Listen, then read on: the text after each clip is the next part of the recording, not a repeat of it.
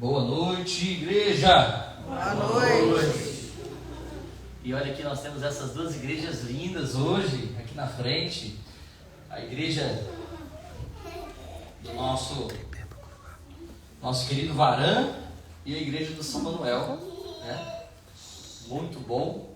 A gente está nessa série hoje, a série do Apocalipse, com o tema de número 2. Está conseguindo abrir? Abrindo? Então vamos lá.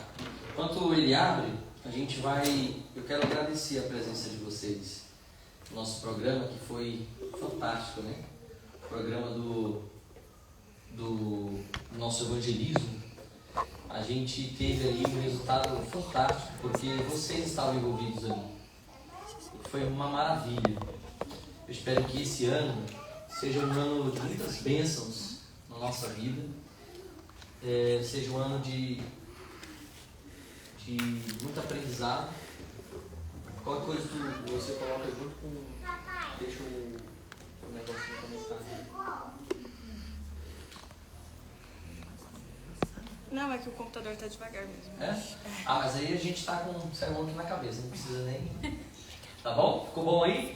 Tá ok. Quero dar boa noite também ao pessoal que está aqui no Instagram e a você que está em casa. A gente vai juntos meditar num sermão escatológico hoje, que fala do futuro, que fala da volta de Jesus, que fala do centro do livro do Apocalipse. Então é um sermão muito, muito importante para os nossos dias. Eu queria, nesse momento, começar com uma palavra de oração, pedir a bênção de Deus para a nossa reflexão da Bíblia e orar nesse momento também pelos nossos estudos bíblicos, os nossos estudantes da Bíblia. Nós temos aqui pessoas que estão estudando a Bíblia nos Desbravadores, está sendo uma bênção, né? Uma classe bíblica, nós temos ali ao menos umas 6 a 8 pessoas estudando a Bíblia. E nós temos também 5 pessoas com nosso amigo Alexandre, mais conhecido como Xandão, né? Que está estudando a Bíblia também. E eu já tenho acompanhado, fui nos Desbravadores, já fui também essa semana nas duas casas que o Alexandre está estudando a Bíblia, tem sido uma bênção. E essas igrejinhas, eu quero combinar com vocês uma coisa. Nesse sábado agora, eu queria que vocês tirassem um momento, preparassem a equipe da recepção com um papel em branco com uma caneta, para que vocês escrevessem nesse papel as pessoas que você gostaria de orar para que estudasse a Bíblia, para que estivesse aqui com a gente, recebendo o estudo bíblico, recebendo uma visita, e aí você trazia para cá para a gente começar a orar por essas pessoas. Combinado? Amiga Larissa, combinado? Quem mais é da recepção? Ali, ó, nossa equipe ali, ó.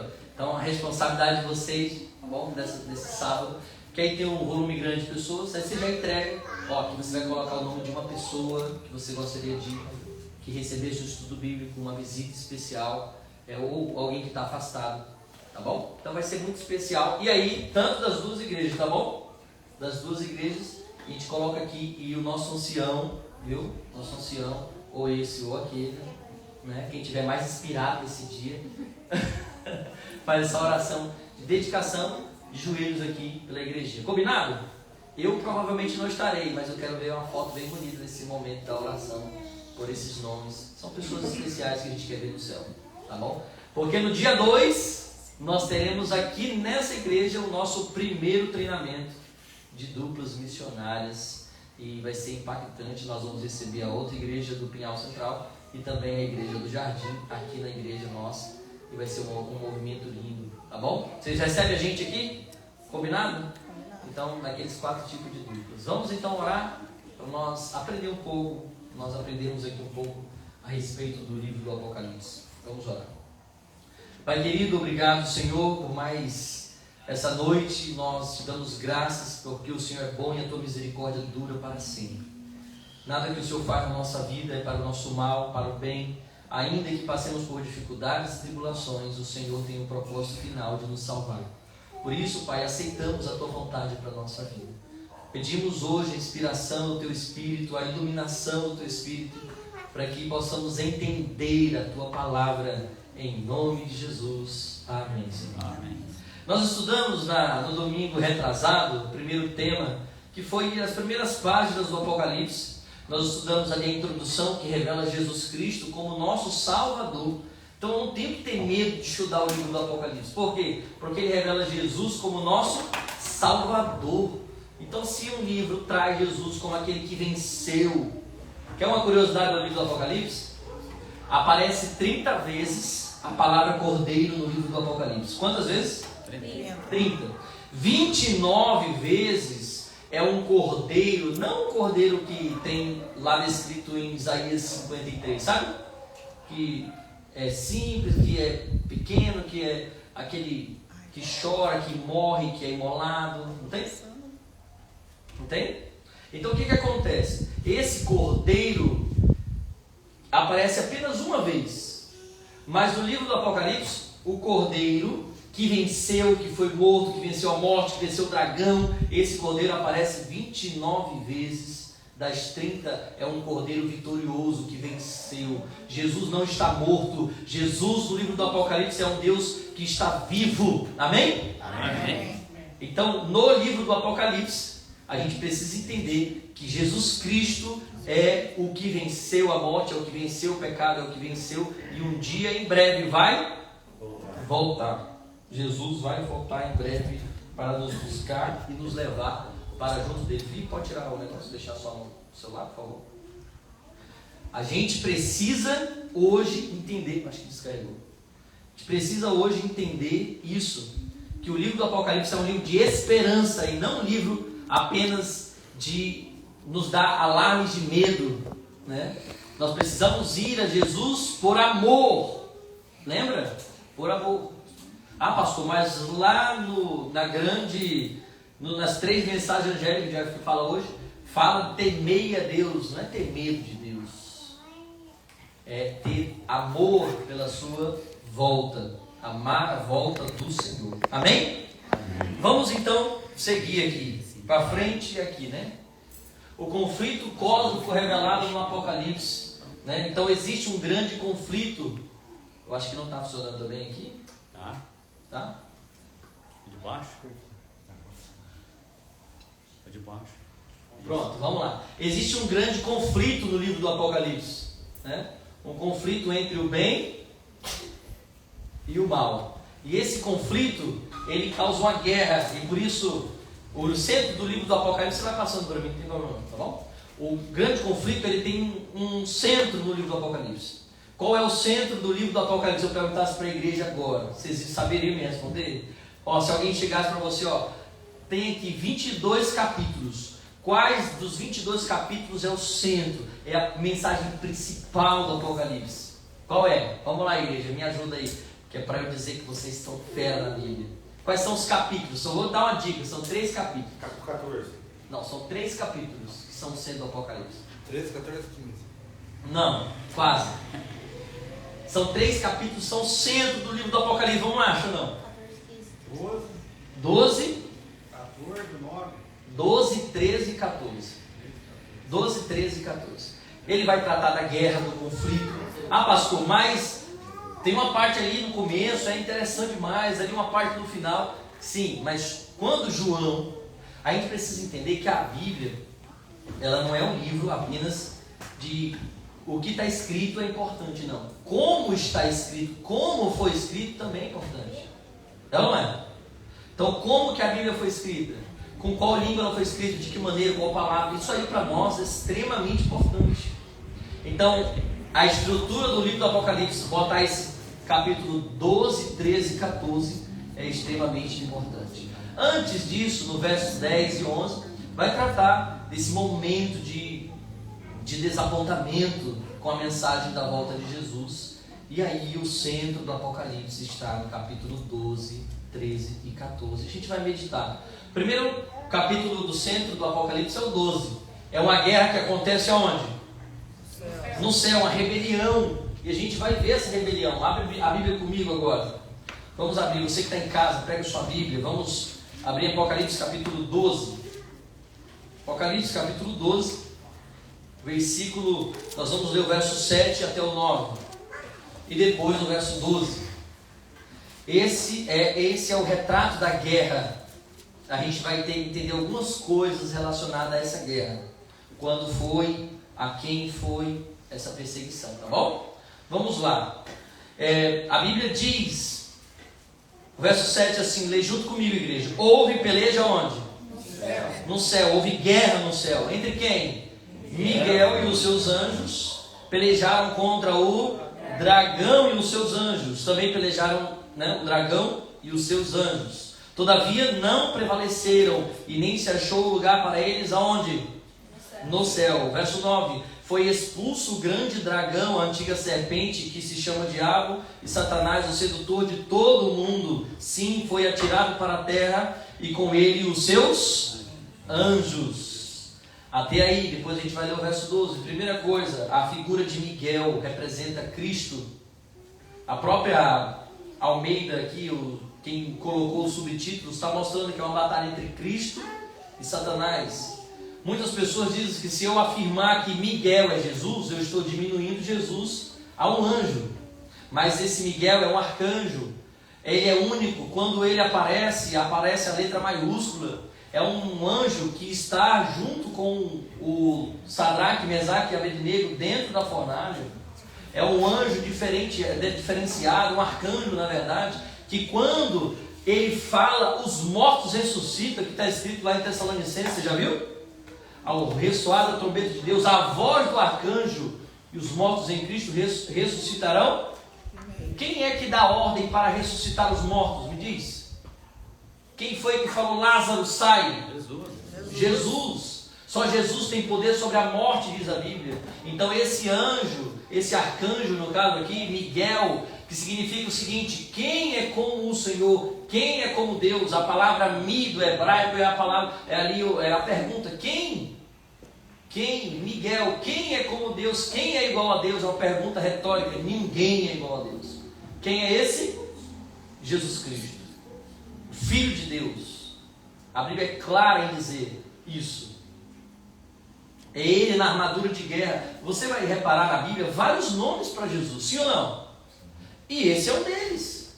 Apresenta uma característica de Jesus. Que característica é essa? De guerreiro. Daquele que venceu. Lá em Daniel capítulo 12, esse Miguel, ele está sentado no trono e ele se levanta. Isso aqui é um juiz. Ele é um rei quando está sentado, lembra? E quando eu preguei aqui sobre Daniel 12, ele se levantou, Miguel se levantou como um juiz.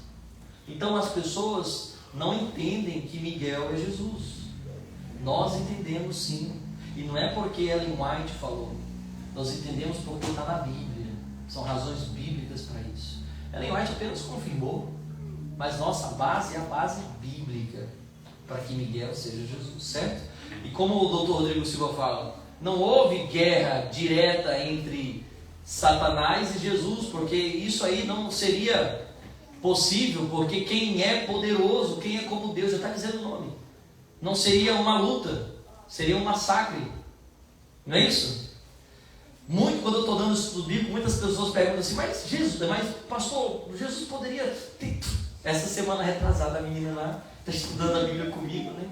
Mas Jesus não poderia não.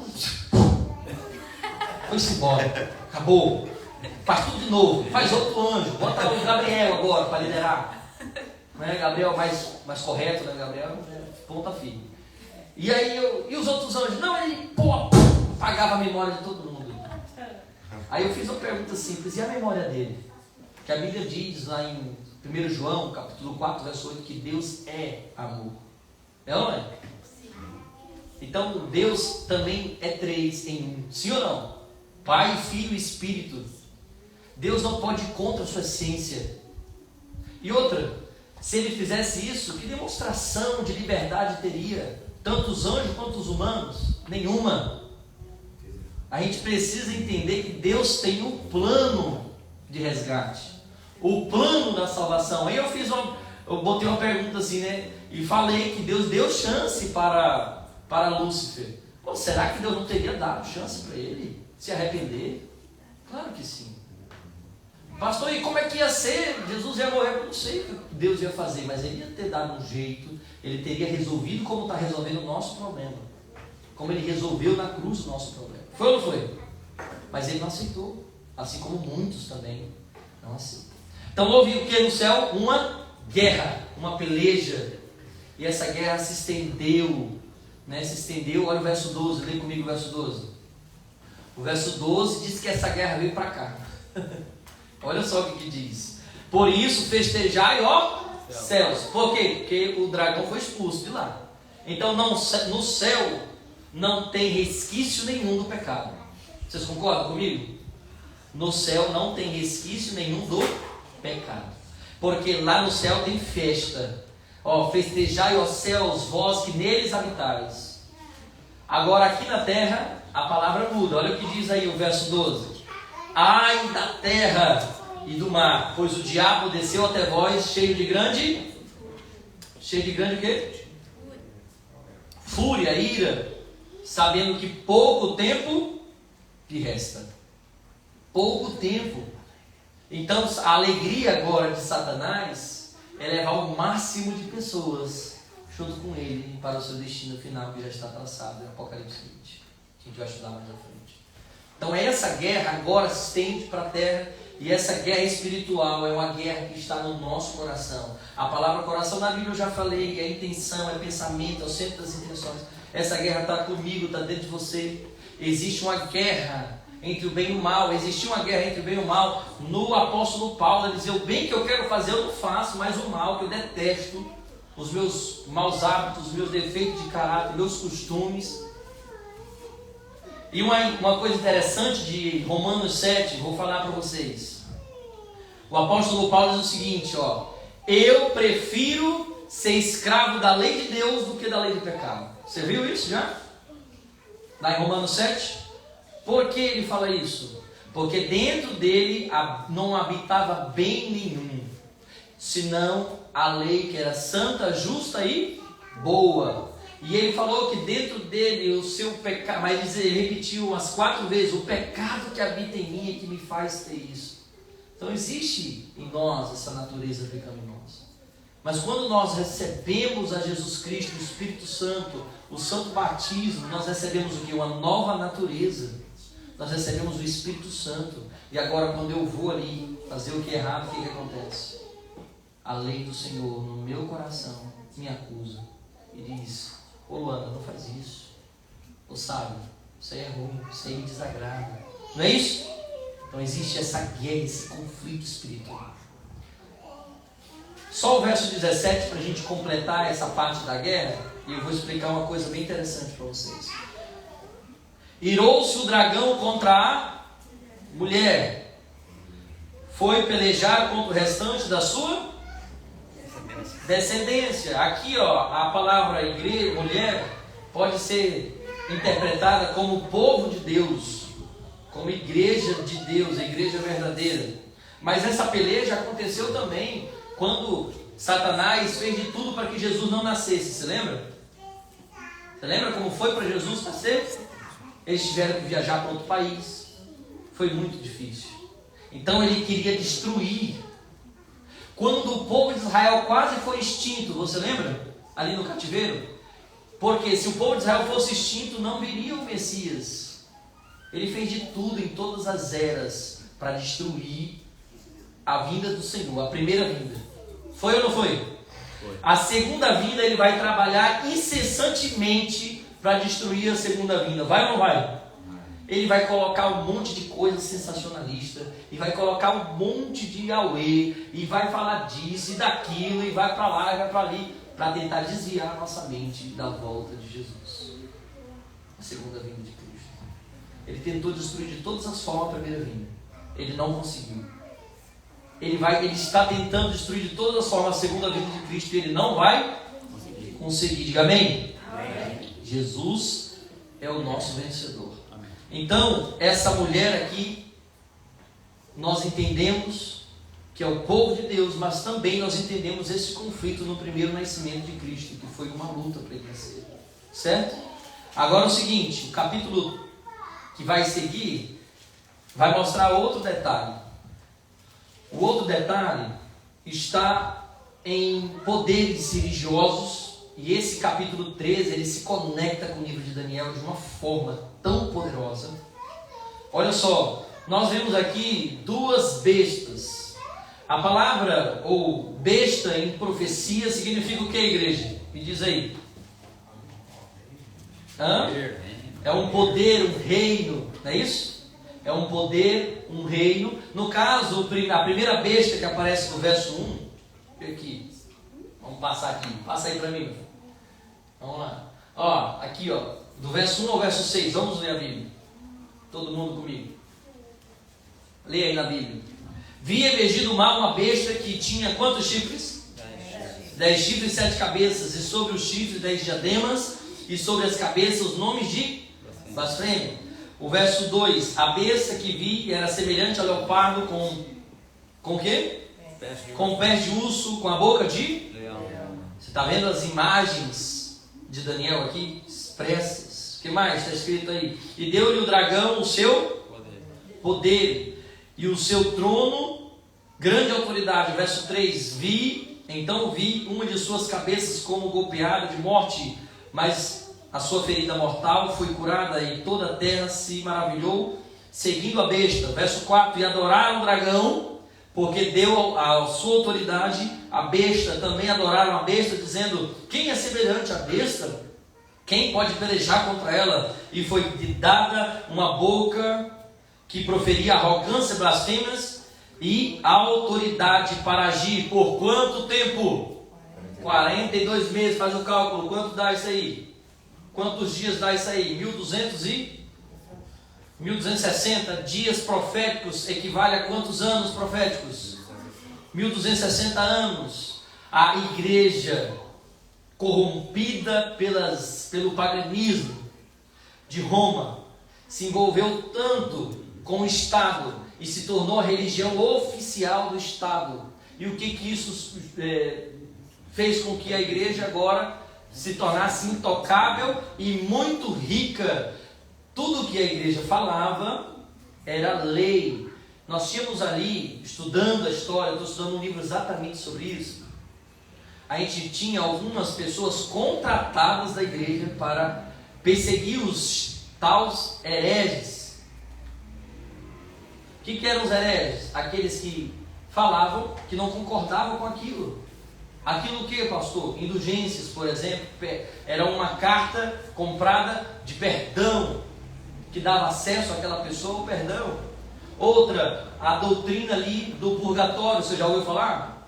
De um espaço onde a alma, que é imortal para eles, ia para esse lugar, essa instância chamada purgatório. O que acontecia? As pessoas faziam ali as suas celebrações para ajudar aquela pessoa que já tinha morrido. Batismo de criança, você já viu? Então essas pessoas, elas se revoltavam, porque olhavam na Bíblia e não via isso, e falavam contra isso. Então, por um período de 1260 anos, vou falar aqui o nome dos que foram perseguidos: os celtas, os valdenses, os morávios, os reformadores, certo? Esse grupo de pessoas foi altamente perseguido na Idade das Trevas, na Idade Média. A Idade das Trevas marcou com muito sangue de pessoas inocentes. Olha só o que aconteceu. Eu estou lendo o livro agora, em missão, e o doutor Silvano Barbosa, ele traz o nome da pessoa, do mártir, tá? O nome da pessoa e a maneira que ele morreu. Quando eu li esse parágrafo, meu estômago embrulhou de tantas coisas ruins que tinha. O nome do reformador, e simplesmente esses dois grupos que foram contratados pela igreja de Roma, que perseguiam esses cristãos que eram denominados hereges, eles morriam e os outros matavam em nome de Deus. E alguns deles tinham suas entranhas tiradas, e aí traziam gatos, que tem os gatos, para comer, e eles vivos ainda. Arrancavam a língua, porque ele louvava, ele estava sendo acusado ali e continuava louvando. Então tá bom, então eles arrancaram a língua dele. E aí, quanto mais eu lia, mais eu ficava assim: nossa, eu não acredito que foi assim. Mas está na história, está nos livros, está nos relatos. Então pessoas deram a vida por causa desse livro aqui, nesse período de 1260 anos. E essa igreja foi dada autoridade pelo dragão e não por Deus. Quem é o dragão? Satanás. Agora Satanás está tentando destruir a segunda vinda de Cristo. E como que ele fez isso? Ele foi perseguir o restante da descendência daquela mulher. Fazendo o quê? Criando então uma igreja com falsas doutrinas. Lá em Daniel, que se conecta com isso aqui, diz o seguinte, que ele jogou a verdade por terra. Lá em Daniel 7,25 diz que ele mudaria os tempos e as leis. Ele ia misturar a verdade pura de Deus com o erro, com a mentira. E exatamente isso está acontecendo. Quando você vai estudar sobre a imortalidade da alma, por exemplo, não tem outra fonte a não ser Platão. Não tem outra fonte para você dizer que a alma é imortal, a não ser Platão. Foi Platão que começou com isso. Na Grécia. O que a Grécia tem a ver com a Bíblia? Só uma coisa, só quando Paulo foi pregar. Mais nada. Nós acreditamos num ser holístico. E eles misturaram a verdade com o erro. Então a gente vai vendo cada coisa sendo tirada do seu lugar. E esses grupos que eu acabei de falar, os celtas, os morávios, os valdenses que estavam nos Alpes das montanhas, porque não podia morar lá embaixo, eles se disfarçavam das suas profissões para poder pregar, copiavam as Bíblias, porque eram mortos e perseguidos. O que eles pregavam, o que eles viviam? E eu lembro, o que os celtas acreditavam, o que os valdenses acreditavam? Adivinha? Na Bíblia, nos mandamentos, na volta de Jesus, no batismo não de crianças. Incrível! E a igreja perseguiu isso. E se nós hoje acreditamos também nisso aqui, no que está escrito nesse livro, em algum momento, essa chama da perseguição voltará a nos acender de novo. E a gente precisa se inspirar nessas pessoas, né? Se inspirar nessas pessoas. A segunda besta, vamos comigo aqui rapidinho, para a gente já adiantar, indo para o final. A segunda besta está aí, que emerge agora, da onde? Da terra. Lê comigo o verso de número 11 até o 18. O verso 11 diz assim: vi ainda outra besta que emergia da terra, possuída 2 chifres, parecendo cordeiro, mas falava como o dragão. Isso aqui é muito importante. O cordeiro é quem? Jesus. Ela vai ter a aparência de Jesus. A igreja vai ter a aparência de Jesus. Esse poder vai ter a aparência de Jesus. Vai ser até mesmo protestante, vamos se dizer, aquele que protesta contra essa outra besta que emergiu do mar. Ele vai ter a aparência do cordeiro. Quem te garante que a reforma protestante não herdou doutrinas falsas? Herdou. E uma delas é essa que eu acabei de falar, a imortalidade da alma. Igrejas e mais igrejas emergentes hoje acreditam na imortalidade da alma. Igrejas e mais igrejas hoje acreditam que o dia de guarda é o domingo e não o sábado. De onde veio isso? Se não da igreja de Roma? Sim ou não? Mas porque a Bíblia João já tinha recebido a revelação de que tinha aparência de cordeiro. Tinha só aparência. Mas falava de quem? Em nome do dragão. Satanás é esperto. Quando ele não vai de um lado, ele vai do outro. Ele tenta de todas as formas para nos desvirtuar. É ou não é?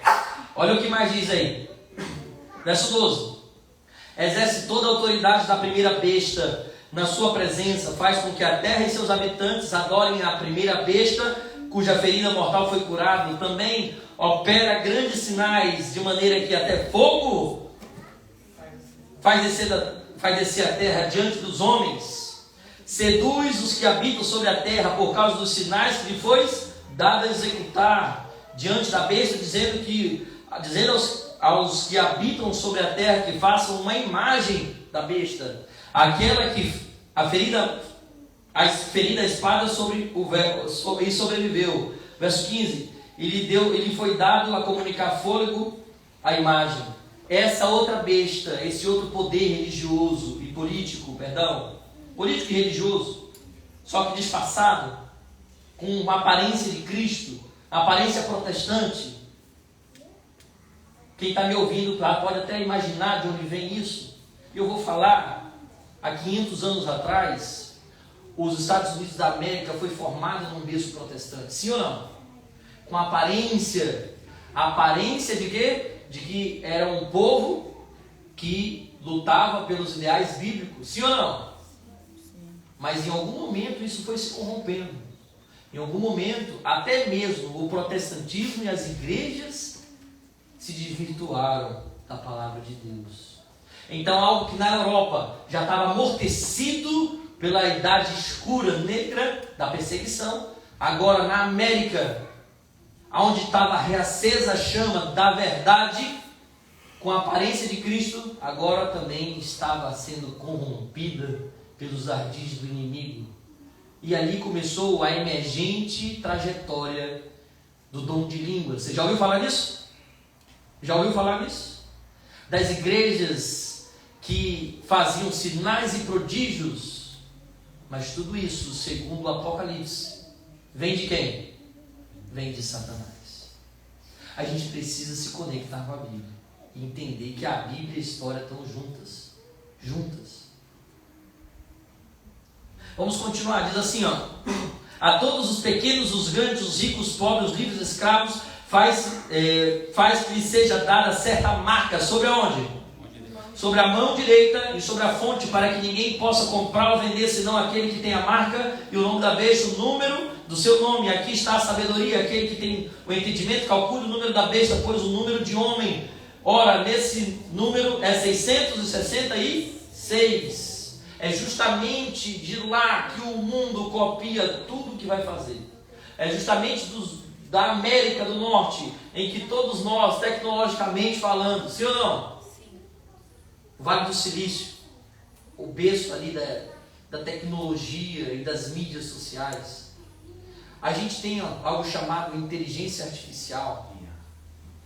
A gente tem algo chamado internet, e mídias e redes sociais que tem um alcance extraordinário. Sim ou não? Ontem, né, sábado, veio a notificação lá no Instagram. 1 milhão de pessoas viram, ou 1 milhão de contas foram alcançadas. A minha tá bom, né? Porque é para pregar o evangelho, né? E quase não viraliza isso, né, Felipe? Você vai falar de Deus, não viraliza não, tá? Agora você faz um negócio estranho e viraliza. Então, olha o poder disso aí. O poder de ensino, de doutrinação, sim ou não? Você pega aqui, a criança está aqui, parece algo besta, né? E aí o inimigo já calculou, é 1 minuto só. É ou não é? É 1 minuto só que está ali. Ou 15 segundos nos stories, 1 minuto no Rio. Ali, e ali vai educando, vai doutrinando, vai ensinando. Ou, se você está com boas intenções, vai educando para o bem, vai ensinando para o bem, vai pregando o evangelho. Mas a grande parte disso está o quê? Está para o mal. O mundo hoje, Xandão, imita, ou melhor dizendo, o berço da tecnologia e das influências vem do norte da América. Você sabia disso, né? Isso aqui foi traçado, sabe quantos anos atrás? Há mais ou menos 2.000 anos, ou 1.900 anos atrás. É muito forte isso aqui. Parece que ele está lendo a Bíblia, parece que João estava sentado hoje aqui, fazendo um relatório do que está acontecendo no mundo. É ou não é? E diante disso, a gente precisa se despertar. Poxa, o que eu estou promovendo para essa juventude hoje? Ou será que, ou outra coisa também, será que isso está influenciando dentro da minha casa, da minha vida? Eu como pastor, você como líder da igreja, isso está influenciando você? A frase que foi desse carnaval aí, né? O Apocalipse, tá o quê? Eu nem lembro, pai. Está chegando. Não, o Apocalipse já chegou faz tempo. Ele está dentro da nossa casa, isso aqui está acontecendo hoje. Interessante, uma parte vem da Europa, a perseguição, o negócio, ele pega, muda de estratégia.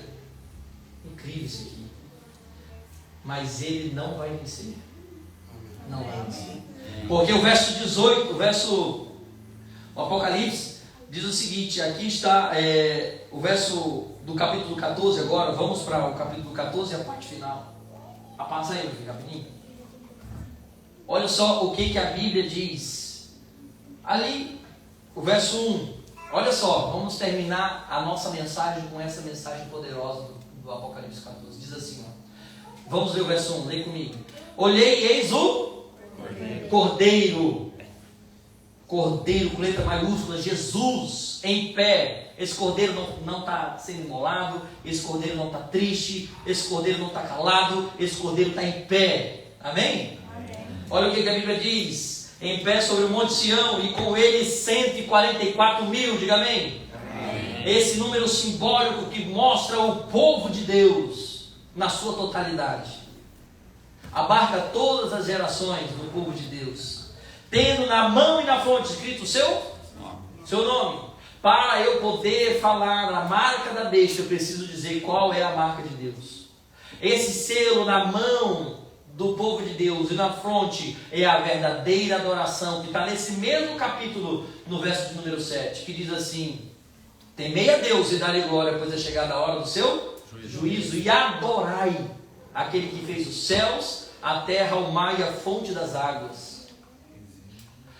Tanto a besta que emergiu da terra, que irá ressurgir nos últimos dias, nos últimos dias, essa ferida mortal vai ser o quê? Curada. Se unirá a esse poder de influência global que a besta que emergiu da terra, esse poder econômico, poder digital, que vem dos Estados Unidos da América, se unirá para fazer o quê? Para selar com a marca da besta aqueles que não adorarem o verdadeiro Deus da maneira que Ele deseja. Quando a Bíblia fala de adoração, ela fala que Ele está buscando adoradores que o adorem em espírito e em verdade. E algumas pessoas dizem assim: não, você não precisa guardar o sábado, pode guardar qualquer dia da semana. É ou não é? Todo dia é dia de Deus. Eu concordo, mas a Bíblia diz 6 dias trabalharás. Então tem 6 dias para nós trabalhar, conseguir nossas coisas. São dias seculares onde eu faço aquilo que eu tenho que fazer para conseguir dinheiro, sim ou não? Mas tem um dia especial para Deus, e Ele deseja isso. Ah, mas eu não acho que é assim. Vai se ver com Deus. É muito forte isso aí. Nossa, você está ignorante agora, né? Não, é porque a gente não tem mais, eu não tenho mais como explicar mais, porque as pessoas não querem mais nem acreditar na Bíblia. É bíblico. E aí o que acontece? Acontece que eu preciso adorar a Deus em espírito. O que significa isso? Com fervor, sim ou não? O Espírito Santo é comparado a esse azeite, né? Que acende a chama. Mas a Bíblia diz, Jesus falou em espírito e que, Carol? E em verdade. Eu adorar a Deus no domingo. Não, mas aí nos comentários, né, diz assim: não, mas eu não guardo domingo, não adoro domingo, não. Adora, guarda, vai para a igreja no sentido de, esse é o meu dia para ficar com Deus e adorar nesse dia, que o sábado eu trabalho. Está adorando, não tem para onde correr. Então, se eu vou adorar no domingo, eu estou adorando em verdade? Eu posso estar adorando em espírito, com fervor, é ou não é? Mas em verdade eu não estou, não. A gente precisa entender e interpretar o texto bíblico. Eu preciso adorar a Deus em espírito, mas em verdade. É ou não é? O dia certo. E o dia certo é qual? O selo de Deus, a marca de Deus, né? Santificai os meus sábados, Ezequiel 20:20, porque servirão de sinal entre mim e vós. Então o Espírito Santo de Deus é o sinal dele para nós. Esse é o sinal correto. O Espírito Santo em nós, e Ele é quem sela a gente com o sábado. O Espírito Santo, a Bíblia diz que Ele nos convence do pecado, da justiça e do juízo. Quem irá selar o seu povo nessa terra é o Espírito Santo. E a gente não tem impedido o Espírito Santo. Eu acho interessante essa palavra, em espírito e em verdade. A gente precisa disso. Tem uma falsa impressão do Espírito Santo que foi copiada do movimento emergente neopentecostal evangélico do modo geral, que a gente precisa se afastar. Sim ou não? Sim. Eu preciso, na igreja, sentir a presença de Deus, sim ou não? Sim. Preciso. Através dos cânticos, das orações, da minha consciência, mas eu não posso confundir as coisas e entrar num êxtase. Ai, é isso aqui, é isso ali, não sei o que, e sair vazio. Não posso. Eu preciso sair cheio do Espírito Santo. Eu preciso sair consciente do que eu preciso fazer, do que eu preciso mudar. Amém? Amém. Vamos finalizar então. Nossa mensagem diz assim, ó: ouvi uma voz do céu como de muitas águas, como voz de grande trovão. Verso 2. Também a voz que eu ouvi era de arpista, quando tocava sua harpa e entoava um cântico do trono diante dos 4 seres viventes, os anciãos. E ninguém pode aprender esse cântico senão os 144 mil que foram comprados. O verso 4 diz: são estes os que marcharam, os que não se macularam com mulheres. Mulheres na Bíblia é o que aqui no Apocalipse? Com igrejas, com doutrinas erradas, tá bom? E não se, porque são castos, ou seja, são fiéis, são eles os seguidores do Cordeiro, por onde quer que vá, são os que foram redimidos dentre os homens, primícias para Deus e para o Cordeiro, e não se achou mentira na sua boca, que falou da influência dessa besta, que daria autoridade àquela outra besta. Ou seja, parece que tem uma besta que está morta, mas não, o terreno está sendo preparado para aquela besta despertar, aquele poder religioso despertar de novo, com um decreto, Monstro adormecido. com um decreto que? Dominical, da falsa adoração e da marca da besta. Se a verdadeira adoração, Rony, é o selo de Deus, é a marca de Deus, a falsa adoração é o selo da besta, é sim a adoração a outro dia da semana que não seja o santo sábado do Senhor. Um dia eu vi um padre dizer que a igreja católica, a igreja romana, ela é um monstro adormecido. Um dia vai despertar, espere. Tem uma música que eu gosto que diz assim: esperar é caminhar. A gente espera, mas não sentado, a gente espera caminhando e agindo e percebendo os sinais acontecendo. Hoje aqui a gente percebeu várias coisas acontecendo na cena do mundo. A gente precisa acordar e perceber que esse decreto, com a influência desse aparelho aqui, pode ser também de maneira ágil, certo? E influenciar as pessoas. Isso aqui está pregando para as pessoas. E a mentira, eu vou dizer uma coisa, tem prevalecido, tá? Na internet. Mentira tem prevalecido. Mas haverá um dia que será derramada uma chuva serôdia do Espírito Santo, e multidões irão voltar à verdade. Por isso o capítulo 14 termina dizendo que tem o selo de Deus. Aqueles que serão salvos, aqueles que não se mancharam com aquelas igrejas que estavam corrompidas. Parece ser uma mensagem forte do Apocalipse, né? Pastor, vocês adventistas são, que eu ouço muito, né? São aí exclusivistas, querem, só vocês vão ser salvos e não sei o que. Não é isso. É que quando a gente se propõe, irmão, a estudar esse livro aqui, não existe dois caminhos, não existe meio termo. A Bíblia diz assim, sim ou não. Ou terá um grupo da direita e um grupo da esquerda. Terá um grupo que vai entrar pela porta estreita e o grupo vai entrar pela porta larga. A gente precisa tomar uma decisão na nossa vida. Vocês que estão aqui, vocês que estão em casa também, vocês querem tomar a decisão de seguir a verdade e não o erro? De começar a estudar mais o Apocalipse? Aqui é só uma pincelada. Você pode estudar em casa, pode ver na história também. Quem quer tomar essa decisão junto comigo? Eu preciso estudar mais, eu preciso conhecer mais o tempo que eu vivo. Eu preciso conhecer mais. Vamos orar? Tem uma música especial? Vamos cantar um louvor? Vamos cantar um louvor? Vamos cantar Ó que Esperança. Esse é o nosso hino da volta de Jesus, não é isso? Vamos ficar em pé e vamos cantar o hino Ó que Esperança. Essa é a nossa esperança.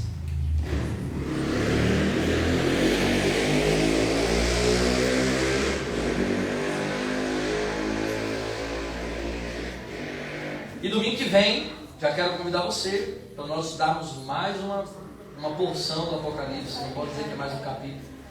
Provavelmente vai uns 3 capítulos aí de uma vez só. Tá bom? Vai ser muito bom. Muito bom. Oh, que esperança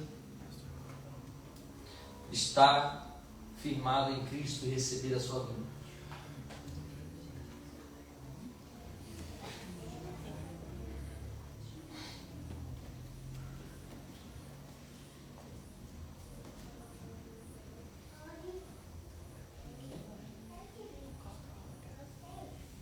Eu acho que é OH.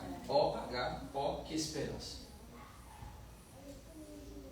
Lá embaixo. Lá embaixo. Lá Aí. embaixo, é 454. Muito bem. Vamos cantar. Vamos louvar o Senhor e se afirmar cada dia mais na verdade.